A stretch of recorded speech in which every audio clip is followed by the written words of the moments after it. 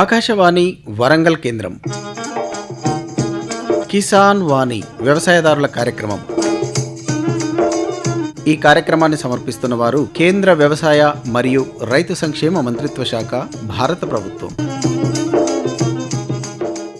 ఈనాటి కిసాన్ వాణి వ్యవసాయదారుల కార్యక్రమంలో యాసంగి వరిలో ప్రధాన సమస్యలు, నివారణ చర్యలు మరియు కోత దశలో రైతులు తీసుకోవాల్సిన జాగ్రత్తలు, ఈ అంశంపై వరంగల్ వ్యవసాయ కళాశాల ప్రొఫెసర్ డాక్టర్ యు నాగభూషణం గారితో పరిచయ కార్యక్రమం ఉంటుంది. అనంతరం యాసంగి మొక్కజొన్న సాగులో అనుభవాలను ఆకాశవాణితో పంచుకుంటున్నారు పరకాల మండలం నాగారం గ్రామ రైతు దంపతులు కనుగుల రజిత మరియు భిక్షపతి గారులు. కార్యక్రమంలో ముందుగా ఒక వాణిజ్య ప్రకటన విందాం. సర్వోత్తమ రైతు పురస్కారం లభించింది హరికి. హరి, మీ విజయ రహస్యం ఏమిటో చెప్పండి. రైతు మిత్రులారా, మీరు కూడా మీ పొలాల్లో అధిక పంటను పండించగలరు. అదెలా? ఎప్పుడు ఏ సమస్య వచ్చినా వెంటనే కలపండి ఈ నెంబరు 1800 ఇది ఎవరి నంబర్ బాబు? కిసాన్ కాల్ సెంటర్ది. అక్కడ విశేషజ్ఞులు మీ పొలం సమస్యలకు వెంటనే పరిష్కారం చెప్తారు. అదేంటయ్యా, విశేషజ్ఞులు అన్ని సమయాల్లోనూ దొరుకుతారా? తప్పకుండా దొరుకుతారు. ఏడాదిలో 365 రోజులును, అది కూడా ఉదయం 6 గంటల నుంచి రాత్రి 10 గంటల దాకా. మరైతే ఎక్కువసేపు మాట్లాడితే డబ్బు చాలా అవుతుందిగా. ఖర్చు లేనే లేదు. మొబైల్ పై గానీ ఇతర ఫోన్ తో కానీ కిసాన్ కాల్ సెంటర్ కి ఉచితంగా కాల్ చేయవచ్చు. సలహాకి కూడా ఖర్చు ఉండదు. నిజంగా? 16 అణాల నిజం. రైతు సోదరులారా, పంట సమస్యల గురించి మీ భాషలో వెంటనే సమాధానం కోసం పూర్తి భారతదేశంలో ఏ ఫోన్ నుంచైనా జాతీయ హెల్ప్ లైన్ నంబర్ 1800-11800-1551తో ఉచితంగా సంప్రదించండి. రైతు మిత్రుడు కిసాన్ కాల్ సెంటర్. ఇప్పుడు వినండి, యాసంగి వరిలో ప్రధాన సమస్యలు, నివారణ చర్యలు మరియు కోత దశలో రైతులు తీసుకోవాల్సిన జాగ్రత్తలు, ఈ అంశంపై వరంగల్ వ్యవసాయ కళాశాల ప్రొఫెసర్ డాక్టర్ యు నాగభూషణం గారితో పరిచయకర్త డాక్టర్ పి ఎల్లయ్య. ఈరోజు ప్రస్తుతము రైతాంగం అంతా యాసంగి వరిని కోసే దశలో ఉన్నారు. మరి ఈ సందర్భాన్ని పురస్కరించుకొని ఈ యాసంగి వరిలో మరి ఈ కోసే దశలో ప్రధానంగా వచ్చే సమస్యలు ఏమిటి, అట్లాగే వాటిని నివారించుకునే మార్గాలేంటి అనే విషయాలను తెలియజేయడానికి వరంగల్ వ్యవసాయ కళాశాల ప్రొఫెసర్ డాక్టర్ యు నాగభూషణం మన స్టూడియోలో ఉన్నారు. వారికి స్వాగతం పలుకుతాం. సార్ నమస్తే. నమస్కారం. చెప్పండి, ఇప్పుడు రైతులంతా మరి ప్రధానంగా వరికి సంబంధించిన విషయంలో కోసే దశకు వచ్చింది కాబట్టి ఇప్పుడు మీ పరంగా మీరు గుర్తించినటువంటి వరిలో ప్రధానమైనటువంటి సమస్యలు ఏంటి? అంటే వరిని ఆశించేటటువంటి చీడపీడలు చూస్తే అందులో కాండం తొలుచు పురుగు, అంటే ఇది మొగి పురుగని, ఊసపోవడమని మనము రకరకాల పేర్లతో పిలుస్తూ ఉంటాము. ఈ కాండం తొలుచు పురుగు అనే ఉధృతి కూడా ఈ యాసంగిలో ఎక్కువగా మనము ఆశించినట్లు గమనించడం అయింది.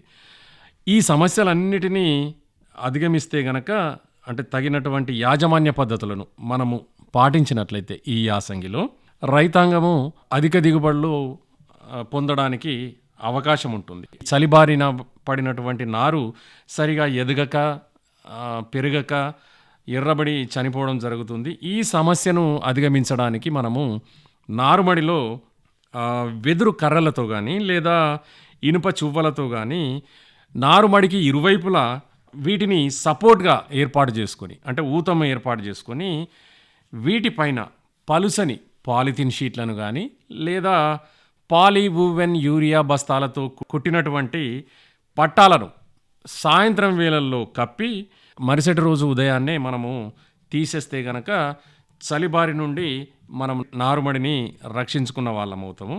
అంతేగాక ఈ రబీలో జింక్ లోపము అనేది కూడా మనము ప్రస్ఫుటంగా గమనించడం జరుగుతూ ఉంటుంది. కాబట్టి వీటిని, అంటే ఈ జింకు లోప సవరణకు గాను లీటర్ నీటికి 2 గ్రాముల జింక్ సల్ఫేట్ను 1 లీటర్ నీటిలో కలిపి ఈ ద్రావణాన్ని మనము నారుమడిపై పిచికారీ చేసుకోవాలి.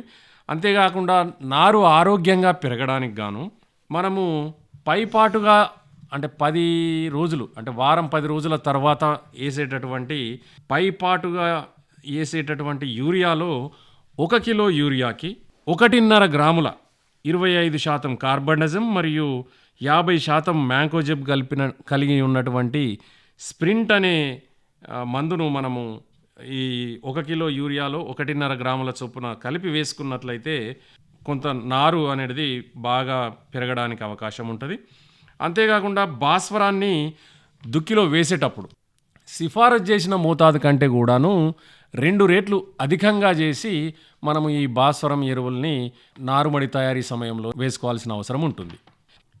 ఇవన్నీ కూడా జింకు లోప లక్షణాలు, అంటే ఈ యాసంగిలో జింకు లోప లక్షణాలు మనము స్పష్టంగా గమనించడం జరుగుతూ ఉంటుంది.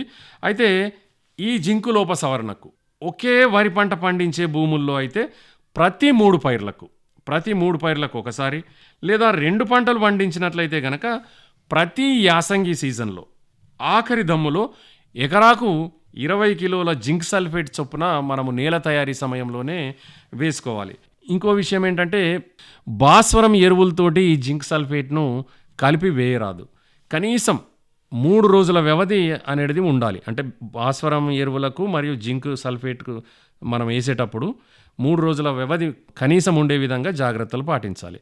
జింక్ సల్ఫేట్ ఏమవుద్దంటే ఈ జింకు మరియు భాస్వరం 2 కూడా రసాయనిక చర్యలకు లోనై జింక్ సల్ఫేట్ అనే జింక్ ఫాస్ఫేట్ ఏర్పడి మొక్కకు అందుబాటులోకి ఇటు జింకు రాకుండాను మరియు అటు భాస్వరము కూడా మొక్కకి అందుబాటులోకి రాకుండా ఏర్పడుతుంది. కాబట్టి ఈ విధంగా జాగ్రత్తలు చేపట్టాలి.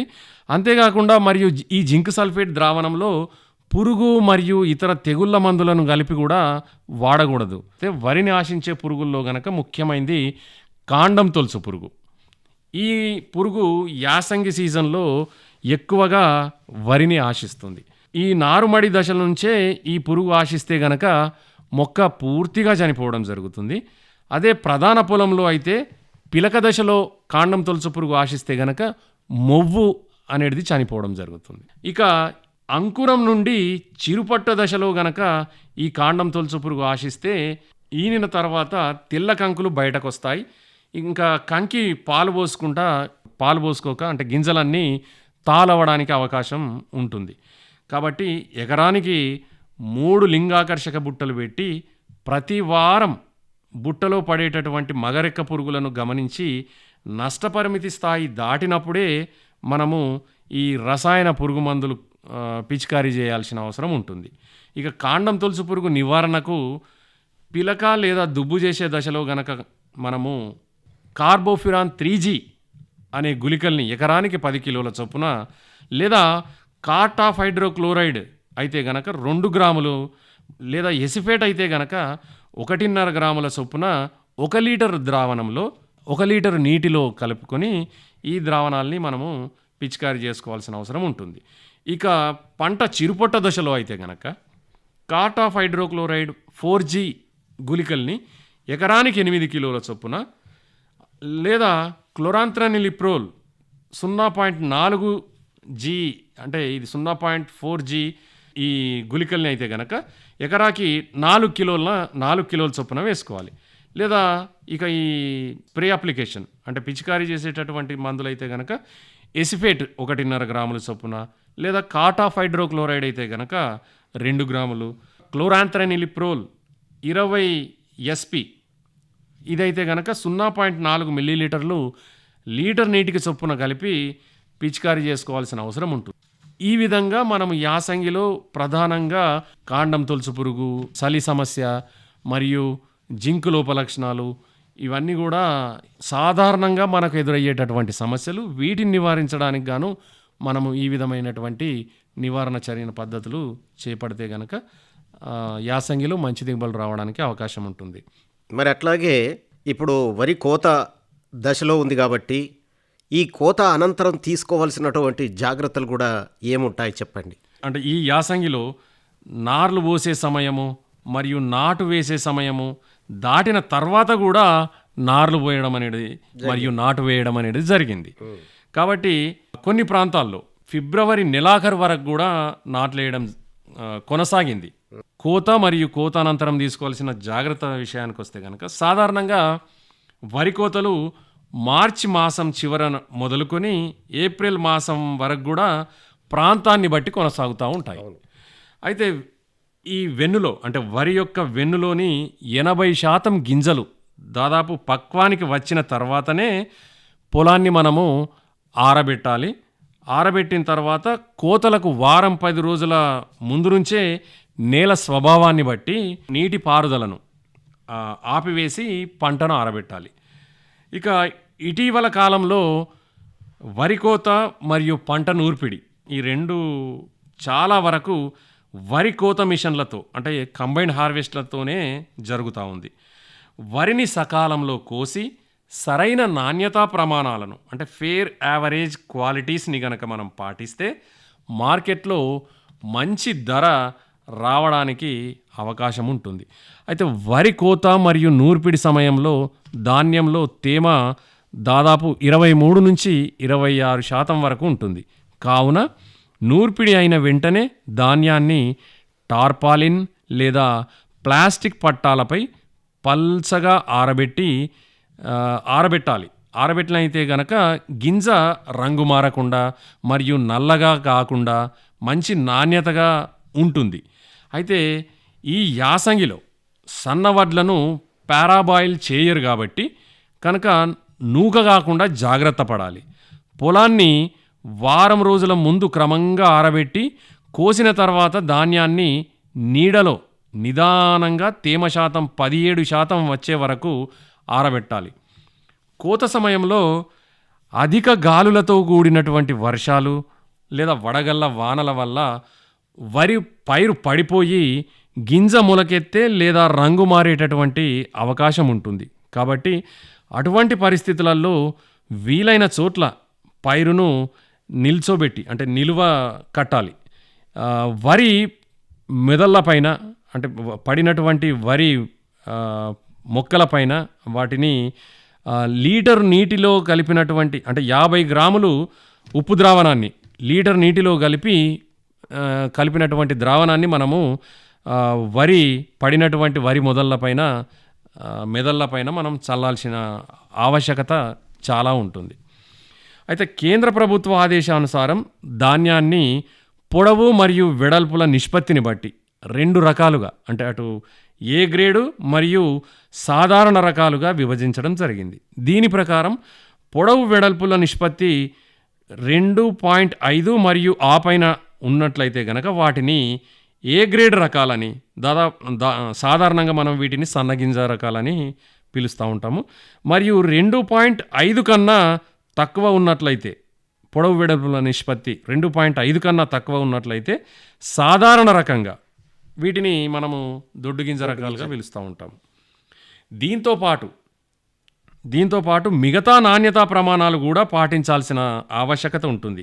అవేంటంటే వరి ధాన్యం ఆరిన తర్వాత మట్టి బిడ్డలు కానీ చెత్త చెదారము ఇలాంటివి ఏమి కూడా లేకుండా చూడాల్సిన అవసరం ఉంటుంది. మార్కెట్లో అంటే అటు వ్యవసాయ మార్కెట్ కానీ లేదా ఐకేపీ కేంద్రాలు కానీ లేదా మండీలు కానీ మిగతా అంటే ప్రభుత్వంచే నిర్ణయించబడినటువంటి ఇతర కొనుగోలు కేంద్రాలలో కనీస మద్దతు ధర రావాలంటే మనము ఈ నాణ్యతా ప్రమాణాలని పాటించాల్సిన అవసరం ఉంటుంది. వీటినే మనము FAQ అని అంటాము, అంటే ఫేర్ యావరేజ్ క్వాలిటీ. ఈ నిష్పత్తి ప్రకారం అంటే మనకు ఎక్కువగా తెలిసినటువంటి BPT 5204 మరియు MTU 1010 ఇలాంటి రకాలు మరియు తెలంగాణ సోనా ఈ రకాలని మనము ఏ గ్రేడ్ గాను మరియు MTU 1001 ఇలాంటి రకాలను సాధారణ రకాలుగా గుర్తించడం జరిగింది. ఇవి ఫేర్ యావరేజ్ క్వాలిటీస్ విషయానికి వస్తే గనక మనము ముందుగా ఎలాంటి ఇతర వ్యర్థ పదార్థాలు అంటే అందులో సేంద్రియ పదార్థాలు మరియు సేంద్రియేతర పదార్థాలు అనేటివి ఉంటాయి. వాటి నిష్పత్తి అనేది ఎంత ఉండాలి అంటే సేంద్రియేతర పదార్థాలు అయితే కనుక మట్టి బిడ్డలు రాళ్ళు ఇవి మొదలైనటువంటి అవి గరిష్టంగా 1% కంటే ఎక్కువ ఉండకూడదు. ఇక సేంద్రియ పదార్థాలు అంటే గడ్డి చెత్త ఇలాంటి ఈ మొదలైనటువంటి గడ్డి చెత్త మొదలైనటువంటి సేంద్రియ పదార్థాలు కూడా 1% కంటే ఎక్కువ గరిష్ట పరిమితి దాటి ఉండకూడదు.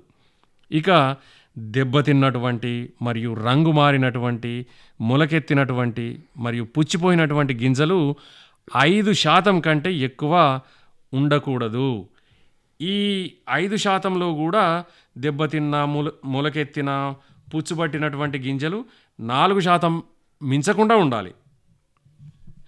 ఇక పక్వానికి రానటువంటి మరియు ముడతబడినటువంటి కుంచుకుపోయినటువంటి గింజలు 3% కంటే తక్కువనే ఉండాలి. అంటే గరిష్టంగా 3% వరకు ఉండొచ్చు. ఇక తక్కువ జాతి రకాలు మరియు వేరే రకాలు మరియు బెరుగుల గింజలు ఇవైతే గనక 6% వరకే ఉండాలి. ఇక తేమ శాతం 17%కు మించి అస్సలు ఉండకూడదు. ఈ ప్రమాణాలన్నీ కూడా BIS ఆహార ధాన్యాల విశ్లేషణ పద్ధతి ద్వారా చేయబడతాయి. కాబట్టి రాష్ట్ర రైతాంగం ఈ నాణ్యతా ప్రమాణాలను పాటించి వారి ధాన్యాన్ని మార్కెట్లో అమ్ముకొని మంచి ఆదాయాన్ని ఆశించాలని కోరుకుంటూ ముగిస్తూ ఉన్నాను. Thank you sir. మరి ప్రస్తుత ఈ యాసంగి వరిలో ప్రధానమైనటువంటి సమస్యలు, వాటి నివారణ మార్గాలతో పాటు వరి కోత తర్వాత తీసుకోవాల్సిన జాగ్రత్తల గురించి కూడా చాలా విలువైనటువంటి సమాచారాన్ని అందించారు. ఈ కార్యక్రమంలో పాల్గొని మంచి సమాచారాన్ని అందించినందుకు మీకు ఆకాశవాణి తరపున అలాగే కిసాన్ వాణి తరపున కృతజ్ఞతలు తెలియజేస్తున్నాం. డాక్టర్ నాగభూషణం గారు నమస్కారం సార్. నమస్కారం. Thank you. ఇంతవరకు శ్రోతలు యాసంగి వరిలో ప్రధాన సమస్యలు, నివారణా చర్యలు మరియు కోత దశలో రైతులు తీసుకోవాల్సిన జాగ్రత్తలు ఈ అంశంపై వరంగల్ వ్యవసాయ కళాశాల ప్రొఫెసర్ డాక్టర్ యు నాగభూషణం గారితో పరిచయ కార్యక్రమం విన్నారు. పరిచయకర్త డాక్టర్ పి ఎల్లయ్య. శ్రోతలు కిసాన్ వాణి వ్యవసాయదారుల కార్యక్రమం వింటున్నారు. కార్యక్రమంలో మరొక వాణిజ్య ప్రకటన విందాం. ప్రధానమంత్రి కిసాన్ సమ్మాన్ నిధి ఈ పథకం కింద 2 హెక్టార్ల వరకు పొలం కలిగిన రైతుల కుటుంబాలకు ఏడాదికి 6,000 రూపాయలు చెల్లించడం జరుగుతుంది. అది అర్హత గల రైతులకు 2,000 రూపాయల చొప్పున 3 వాయిదాల్లో నేరుగా వారి ఖాతాల్లో జమ చేయబడుతుంది. ఈ సన్న చిన్నకారు రైతుల కుటుంబాలను రాష్ట్ర ప్రభుత్వాలు ఎంపిక చేస్తున్నాయి. ఈ పథకం యొక్క పూర్తి ఖర్చును భారత ప్రభుత్వం భరిస్తోంది. ప్రధానమంత్రి కిసాన్ సమ్మాన్ నిధి రైతుల వ్యవసాయానికి సరికొత్త గౌరవం. వ్యవసాయ మరియు రైతు సంక్షేమ మంత్రిత్వ శాఖ, భారత ప్రభుత్వం ద్వారా జనహితార్థం జారీ. ఇప్పుడు వినండి యాసంగి మొక్కజొన్న సాగులో అనుభవాలు. పరకాల మండలం నాగారం గ్రామ రైతు దంపతులు కనుగుల రజిత, భిక్షపతి గార్లతో పరిచయం. పరిచయకర్త డాక్టర్ పి ఎల్లయ్య. ఈరోజు పరకాల మండలం నాగారం గ్రామంలో ఉన్నాం. ఈ గ్రామంలో ఒక మహిళా రైతుగా మరి అనేక పంటలలో సాగు చేయడంలో అనుభవం ఉన్నటువంటి యువ మహిళా రైతు కానుగుల రజిత మనకు అందుబాటులో ఉన్నారు. ఈరోజు ఆమె యొక్క అనుభవాన్ని మనం పరిచయం చేసుకుందాం. నమస్తే రజిత గారు. నమస్తే. చెప్పండి, మీ గ్రామంలో మరి ప్రత్యేకంగా మీరు అనేక రకాలైనటువంటి పంటలు పండిస్తున్నారు కాబట్టి ఏ ఏ పంటలు పండించడంలో మీకు అనుభవం ఉందో చెప్పండి. మిర్చి, పత్తి, పెరడి, కందులు ఇవి అంటే ఇంకా కూరగాయల సాగు చేయడం అంటే ఇంట్లో వరకు బాగా పెట్టుకోకుండా ఇంట్లో వరకు అంతే, వ్యాపారాత్మకంగా కాకుండా ఇంట్లో వరకు మాత్రమే మీ సాగు చేసుకుంటాం, అంతర్ పంటలుగా సాగు చేస్తుంటా అంటారు. ఓకే, ఇవి ప్రధానమైనటువంటి పంటలు మీరు పండించడం. మీకు ఎన్ని ఎకరాల భూమి ఉంది? 3 ఎకరాలు. 3 ఎకరాలు. ఏ రకమైనటువంటి నేలలు ఇవి? మా రాగడి భూమి. రాగడి, నల్లరేగడి. ఓకే. సాధారణంగా మరి ఈ 3 ఎకరాల వాటిలో అనేక రకాలైనటువంటి పంటలను మీరు పండిస్తున్నారు. మరి ప్రస్తుతము ఈ సంవత్సరము ఏ రకమైనటువంటి పంటలను వేశారు? అంటే వానకాలంలో ఏ రకమైనటువంటి పంటలు వేశారు, అట్లాగే ఇప్పుడు ఈ వేసవిలో అంటే యాసంగి పంటలుగా ఏ పంటలు మీకు అందుబాటులో ఉన్నాయో చెప్పండి. ఇప్పుడు ఫస్ట్ పత్తి పెట్టినాం, కొంచెం మిర్చి వేసినాము. మిర్చి వానకాలంలో ఇక పత్తి కొంచెం మామూలుగా వానలు కొట్టి ఖరాబ్ అయిపోయింది, అది తీసేసి పెరడేసినాం. తోట తెగులు వచ్చి ఖరాబ్ అయిపోతే దాంట్లో సుతా పెరడేసినాము.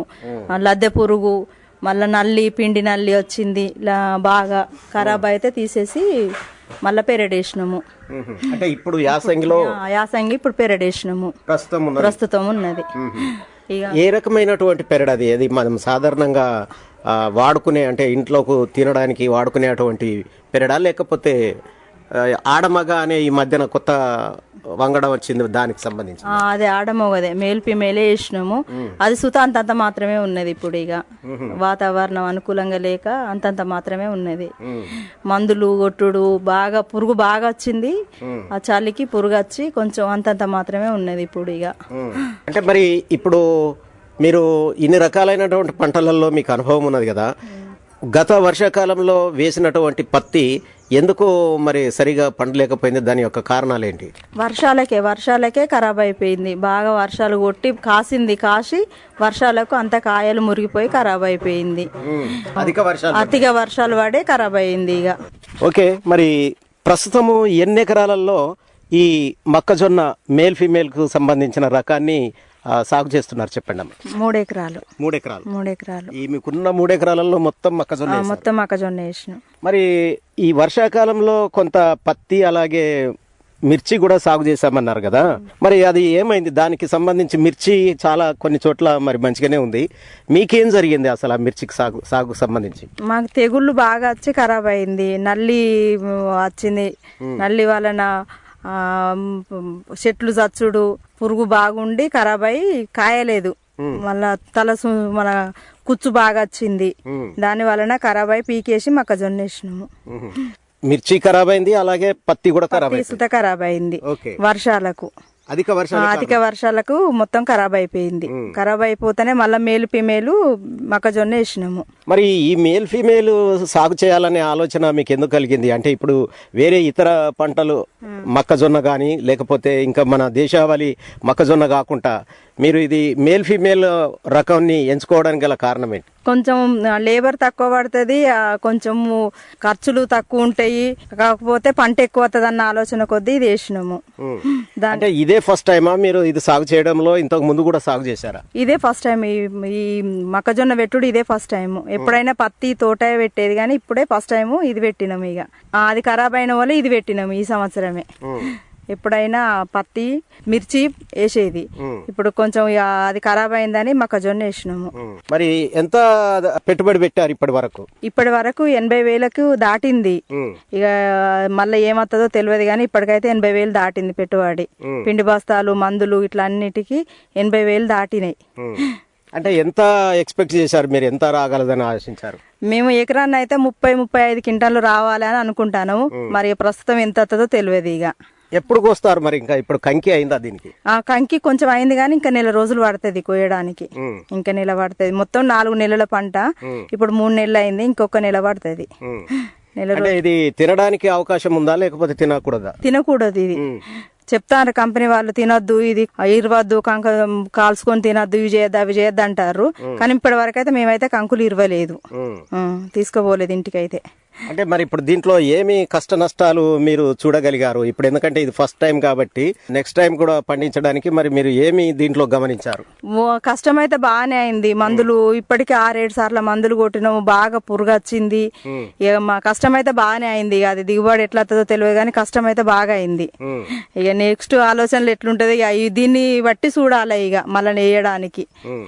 అంటే ప్రస్తుతము ఏం చేస్తున్నారు మీరు? ఇప్పుడు ఈ పంట పొలంలో ఏదో పని చేస్తున్నారు, నీళ్లు కడుతున్నట్టు? నీళ్లు కడతాను. ఇప్పుడు కలుపు తీయాల్సిన అవసరం లేదు. ఇక నీళ్లు కట్టుడే, ఊకే నీళ్లు కట్టుకుంటూ ఉండాలి, వారానికి ఒకసారి నీళ్లు కట్టుడే. ఇప్పుడు ఇది మీరు స్వయంగా చేస్తున్నారా లేకపోతే మీ భర్త యొక్క తోడుతో చేస్తున్నారా? ఇక ఆయన తోడు అంటే ఆయన బాయికాడికి రాడు, పని చేయడు కానీ ఆయన గవర్నమెంట్ టీచరు. ఇక నేను ఒక్కదాన్నే చేసుకుంటాను ఇప్పటి వరకు అయితే.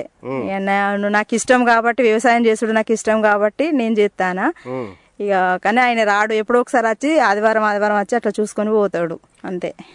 ఓకే, అంటే మీ భర్త టీచర్ గా పనిచేస్తారు? టీచర్ గా పనిచేస్తాడు, గవర్నమెంట్ టీచర్. ఓకే, ఆయనకు చేదోడుగా ఆదోడుగా మీకున్న అటువంటి 3 ఎకరాల భూమిని చేసుకుంటాను. ఇక మందికి మునాకి ఏమున్నదని నాకు ఇక చేయాలన్న ఇంట్రెస్ట్ తోటే చేస్తాను. ఇక ఎందుకంటే మీ భర్త గవర్నమెంట్ టీచర్ కాబట్టి ఎక్కువగా ఈ కష్టం చేయకుండా ఎక్కడో సిటీలో హ్యాపీగా ఉండాలని కోరుకుంటారు. కానీ మీరు మాత్రం చాలా కష్టపడి పనిచేస్తున్నారు. అంటే మీరు ఇతర మహిళలకు మీరు ఏ విధంగా సలహా ఇవ్వదలుచుకున్నారు? మన పని మనం చేసుకోవడంలో తప్పు లేదు. నాకు మాత్రం వ్యవసాయం చేయడం చాలా ఇష్టము. అందుకే నేను చేస్తాను. మా సారు వద్దన్నా నాకు ఇష్టం కాబట్టి నేను చేస్తాను. ఇక ఎవరైనా మన పని మనం చేసుకోవడంలో తప్పు లేదు, చేసుకోవాల్సిందే ఇక. మొత్తానికి మీ యొక్క పిల్లల్ని అంటే మీ కుటుంబ సభ్యులందరినీ ఈ పంట ద్వారా పోషిస్తున్నారు.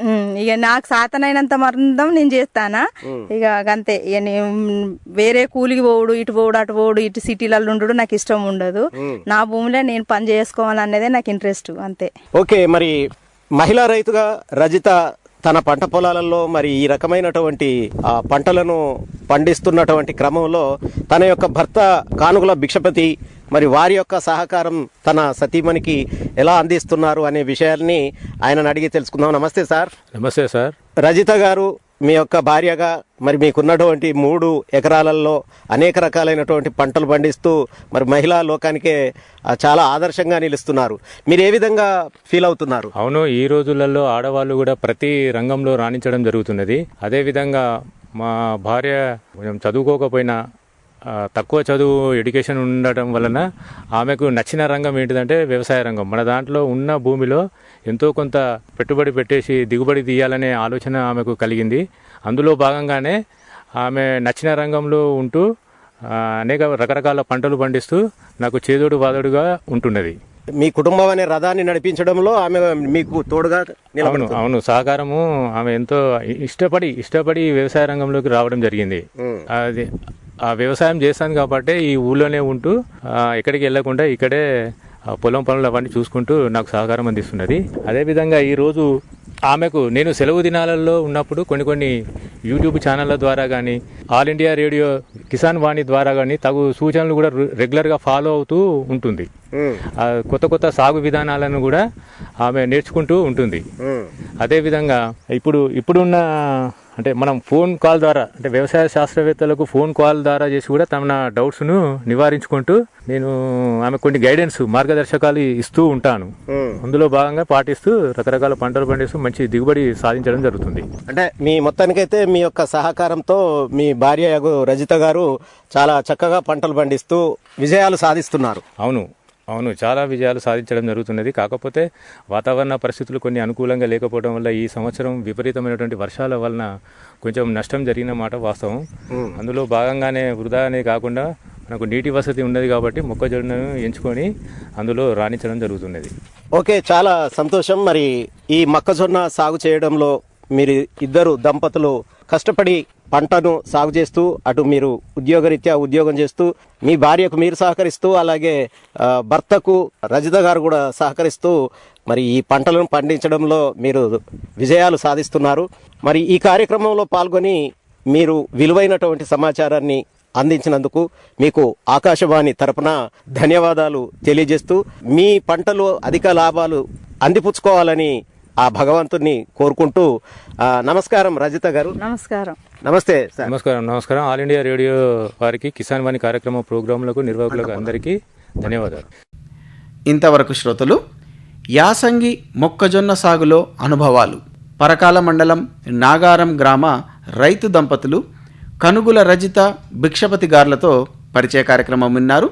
పరిచయకర్త డాక్టర్ పి ఎల్లయ్య. కార్యక్రమంలో చివరగా మరొక వాణిజ్య ప్రకటన విందాం. किसान भाइयों गांठ बांध लो बात बहुत है काम की समृद्धि के पैगाम की मिट्टी के मिजाज को समझो मिट्टी के हर राज को समझो मिट्टी की तुम जांच कराओ मुफ्त सॉइल हेल्थ कार्ड ले जाओ अभी मुनासिब बीज लगाओ सही किस्म की खाद ले आओ जितनी जरूरी उतनी डालो सही मात्रा खुद पहचानो इसको अपना मंत्र बना लो मिट्टी की सेहत तो जानो बात बहुत है काम की कम लागत अधिक वरदान की किसान भाइयों गांठ बांध लो आज ही मिट्टी की जांच कराएं। राज्य सरकार के कृषि अधिकारी से संपर्क करें और मुफ्त में सॉइल हेल्थ कार्ड पाएं। कृषि और किसान कल्याण मंत्रालय द्वारा किसान हित में जारी.